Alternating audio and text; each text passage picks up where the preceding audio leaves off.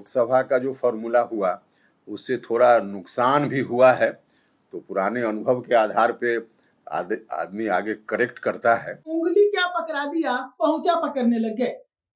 नमस्कार, मैं प्रशांत और आप देख रहे हैं द एस्ट न्यूज।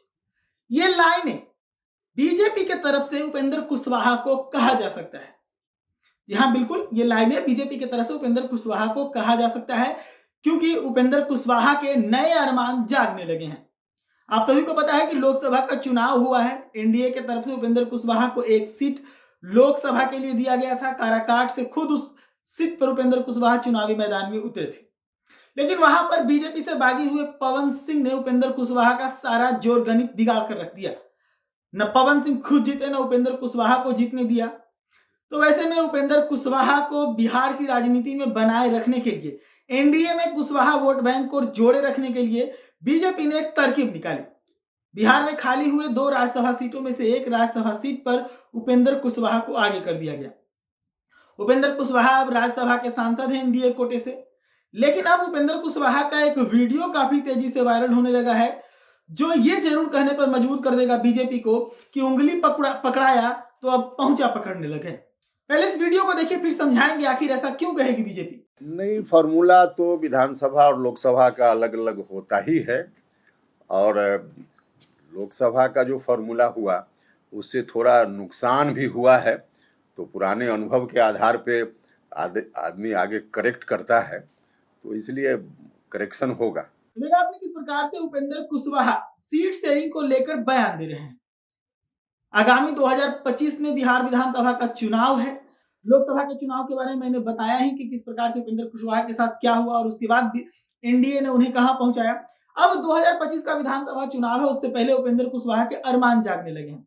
उपेंद्र कुशवाहा ने सीट शेयरिंग को लेकर बयान जारी किया है। बयान जारी करते हुए वो कह रहे हैं कि विधानसभा का जो चुनाव है उसमें नए फॉर्मूले पर सीट शेयरिंग होगी।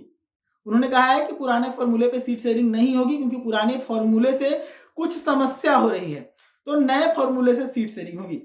अब बीजेपी क्यों कहेगी, हम उसको बताते हैं। जो राजनीति से उपेंद्र कुशवाहा बिहार से गायब हो गए, उसे राजनीति में जिंदा रखने के लिए बीजेपी ने राज्यसभा में उन्हें उतार दिया।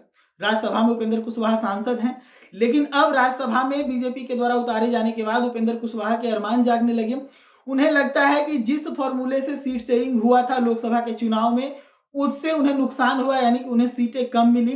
तो विधानसभा के चुनाव में ज्यादा सीटें मिलने की वो उम्मीद रख रहे हैं। हालांकि एक सोचने वाली बात है कि एनडीए ने उन्हें मौका दिया, लेकिन उस मौका को भुनाने में सफलता जब उपेंद्र कुशवाहा को नहीं मिली, तो फिर से एनडीए ने उनके ऊपर कृपा दृष्टि डाली है। अब उसके बावजूद उपेंद्र कुशवाहा की जब अरमान इस प्रकार से जागेंगे, तो बीजेपी तो कहेगी ही कि उंगली पकड़ाया तो आपने पहुंचा पकड़ लिया।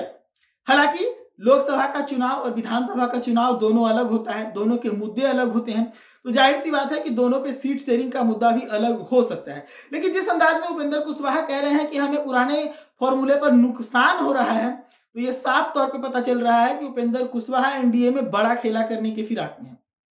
हालांकि कुशवाहा वोटर्स के अगर देखें तो बहुत बड़ी जरूरत को उपेंद्र कुशवाहा एनडीए को पूरा नहीं कर रहे, क्योंकि कुशवाहा वोटर्स पर राजद जो है वो अब अपना कब्जा जमाने का सारा षड्यंत्र, या फिर ये कहें कि सारा खेल रच चुकी है।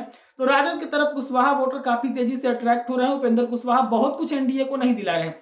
पिछली बार लोकसभा में उन्हें सफलता भी नहीं मिली, तो ऐसे में जब इस प्रकार से वो चादर से ज्यादा पैर निकालना शुरू करेंगे, तो समस्या तो बीजेपी को होगी, समस्या तो एनडीए को होगी। ध्यान देखने वाली बात यह होगी कि खेला कौन करेगा, एनडीए के बाकी घटक दल या उपेंद्र कुशवाहा। इस पर जो भी अपडेट होगी हम आपको देंगे। जुड़े रहेगा देश न्यूज के साथ। धन्यवाद।